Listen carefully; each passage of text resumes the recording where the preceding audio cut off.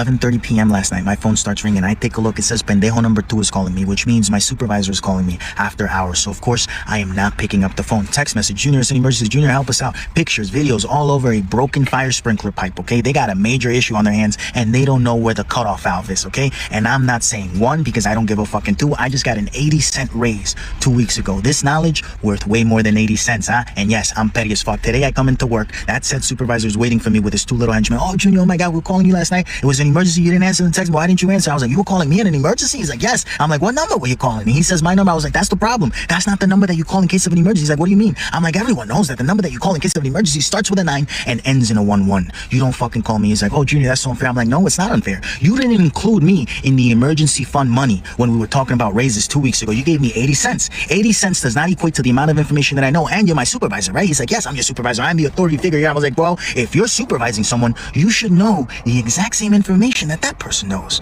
That person should rely on you for information, not the other way around, huh? How can you make more money than me and no less than me? This doesn't make any sense, which brings up a very important question for yourself. If you find yourself ruling, supervising other people, make sure that you know what you need to know, and you don't find yourself depending on an asshole like me that's going to remind you how fucking stupid you actually are, okay? And he says, oh, Junior, we offered you a promotion. I was like, you offered me a trap. You offered me an extra $3,000 a year for an extra 10 hours a week. How the fuck does that make sense? I already don't like you. If I have to spend another 10 hours a week with you, I would probably hate you and myself for allowing myself to put myself in that fucking situation. So a promotion is not really a promotion. It's a trap. You're not letting me live, and every single second that I spend here, every single fucking minute, I'm not any happier. So why would I do that to myself? He's like, oh, if you're not happy, you know what you got to do. I was like, yes, I got to tell you to fuck off. And that's what I'm doing. So you can fuck off. You could tell HR. I know you're going to say you got to go to HR now. No. Fuck HR too. I'm not going. I'm taking a mental health day. I'm having a mental breakdown right now. Oh my God, my head fucking hurts. I'm going to go see a doctor. And you know what they're going to tell me? Yes, you had a mental break. And I'll bring that paper in, and then there's nothing that you can fucking do about it. So fuck off, okay, Phil?